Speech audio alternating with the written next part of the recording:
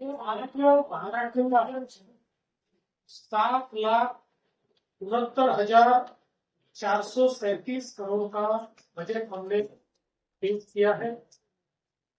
इस budget में कृषि क्षेत्र, उद्योग क्षेत्र, रोजगार निर्माण, इंफ्रास्ट्रक्चर, इन सभी चीजों के ऊपर बल दिया गया है। अनुसूचित जाति, अनुसूचित जमाति और महिलाओं के ऊपर विशेष कार्यक्रमों के माध्यम से हम लोगों ने उनको भी संबल देने का प्रयास किया है। समाज के जो अन्य पिछड़ा वर्ग है उसके लिए भी कई योजनाएं शुरू की गई है।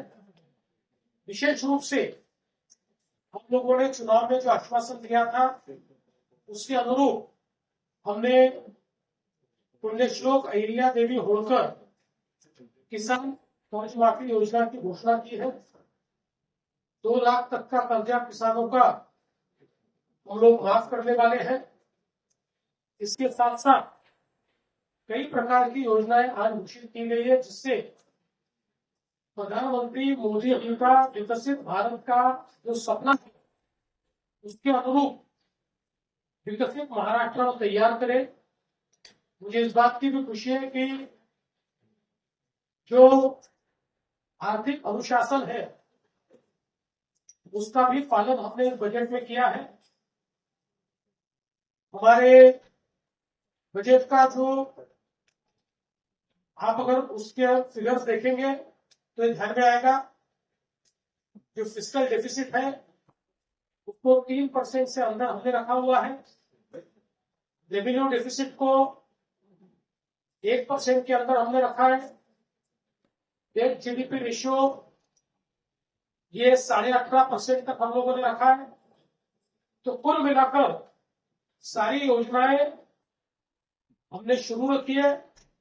लाडली बहन योजना हो, किसानों को मुफ्त में बिजली की योजना हो, ये सारी योजनाएं जारी रखते हुए नई योजनाओं की घोषणा करते हुए हम लोगों ने वित्तीय अनुशासन का पालन किया है।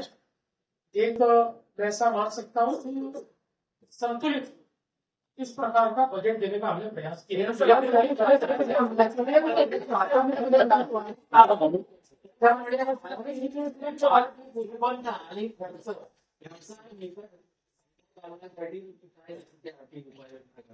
मला असं वाटतं की मुलामध्ये आमचा प्रयत्न हा आहे की आपल्याला महसूल वाढ मोठ्या प्रमाणात करता आली पाहिजे।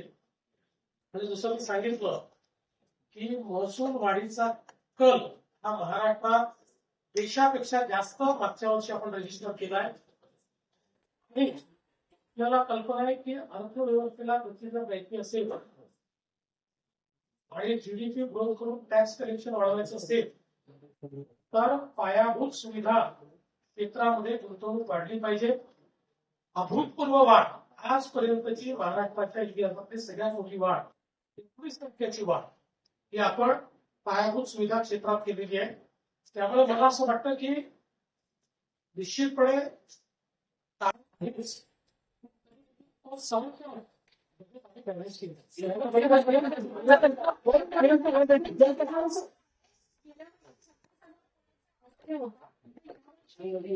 चौकी आहे एवढ्या मागच्या वर्षी चौकी आहे कुछ 15 उठले आपल्याला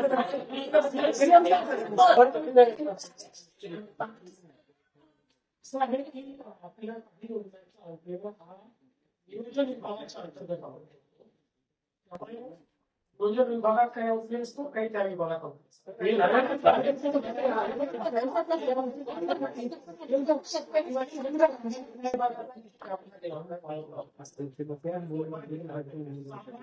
विभागाचा निधी कधीही नाही पुन्हा समजून घेतलं पाहिजे।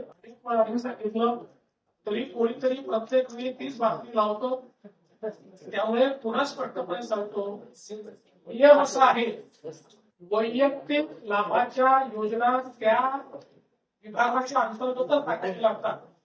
आदिवासी शेतकरी, आदिवासी महिला, शेड्यूल कास्ट शेतकरी, शेड्यूल कास्ट महिला यांच्या जितक्या वैयक्तिक लाभाच्या योजना आहेत त्या ठिकाणी दाखवायला लागतात. म्हणून मागच्या वर्षी माननीय अजितदादांनी बजेट मांडत असताना स्पष्टपणे सांगितलं होतं की लाडकी बहीण योजना ही वैयक्तिक लाभाची योजना आहे. त्यामुळे ज्या अनुसूचित जातीच्या किंवा जमातीच्या लाडक्या बहिणी आहेत त्यांची तरतूद आम्ही त्या त्या विभागातच दाखवतो आणि त्याकरता त्या त्या विभागाची तरतूद किती वाढवली आहे हे देखील दादांनी मागच्या याच्यात सांगितलं होतं. तरी दोन महिन्यांनी मला न्यूज पाहायला मिळते की समाज कल्याण मध्ये पैसे वळवले, आदिवासी कल्याण मध्ये पण कुठलेही पैसे वळवलेले नाही. महाराष्ट्रामध्ये इकडच्या पेक्षा एक पैसाही आम्ही कमी खर्च करत नाही. जर अशी पद्धत आली तर शेवटी ते पैसे निघून कमी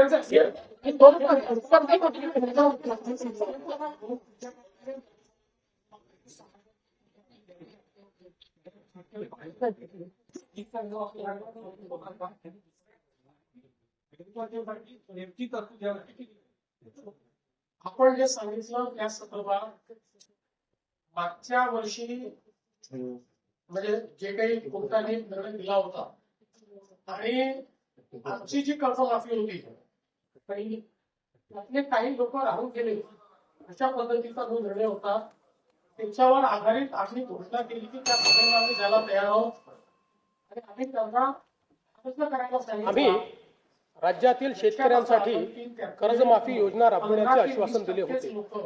त्याकरिता समिती गठीत केली आहे. राज्यातील 30 सप्टेंबर राज्यातील 30 सप्टेंबर 2025 रोजी पीक कर्ज थकीत असणाऱ्या पात्र शेतकऱ्यांना 2 लाख रुपयापर्यंत कर्जमाफी देणारी पुण्यश्लोक अहिल्यादेवी होळकर शेतकरी कर्जमाफी योजना मी आज जाहीर करीत आहे. नानाभाऊ राज्यातील नानाभाऊ ऐकायचं राज्यातील 30 सप्टेंबर 2025 रोजी पीक कर्ज थकीत असणाऱ्या पात्र शेतकऱ्यांना 2 लाख रुपयापर्यंत कर्जमाफी देणारी पुण्यश्लोक अहिल्यादेवी होळकर शेतकरी कर्जमाफी योजना मी आज जाहीर करत आहे.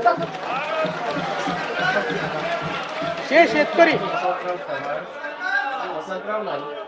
मुख्यमंत्री म्हणून त्यांनी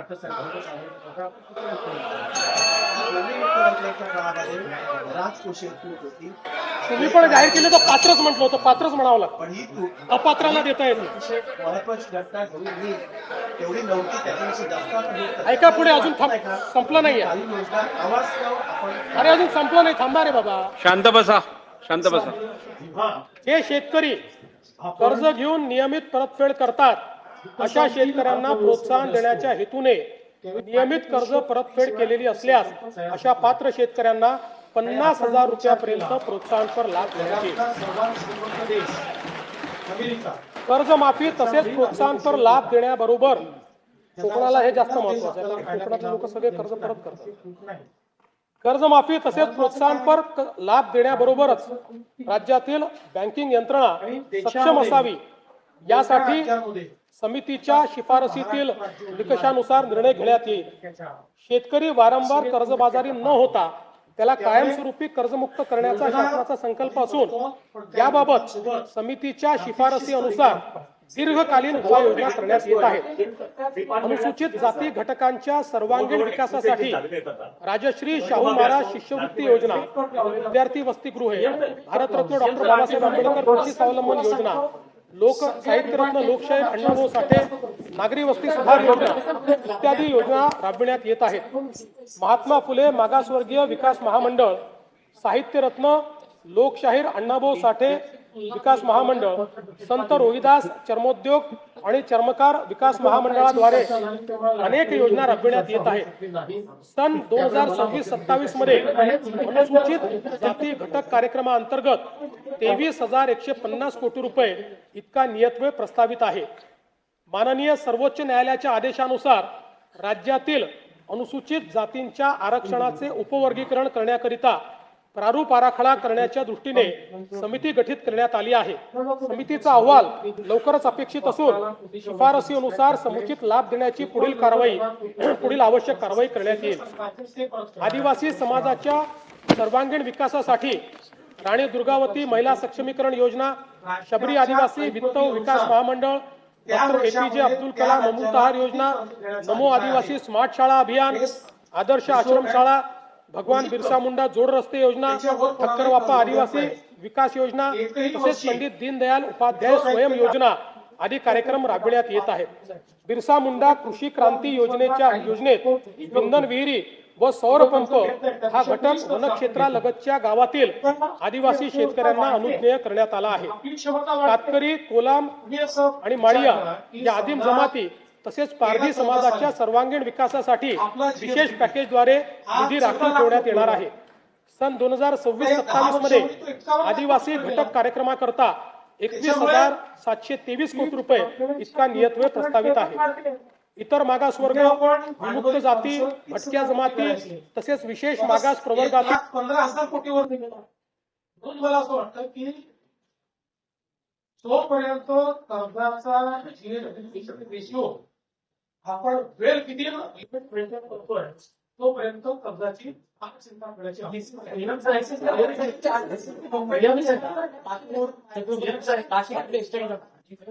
मुंबई सोडून पहिल्यांदा आपण पुढे डेस्टिनेशन पुणे झालेलं आहे. पुणे ते मुंबई हा कॉरिडॉर आपण तयार करतो.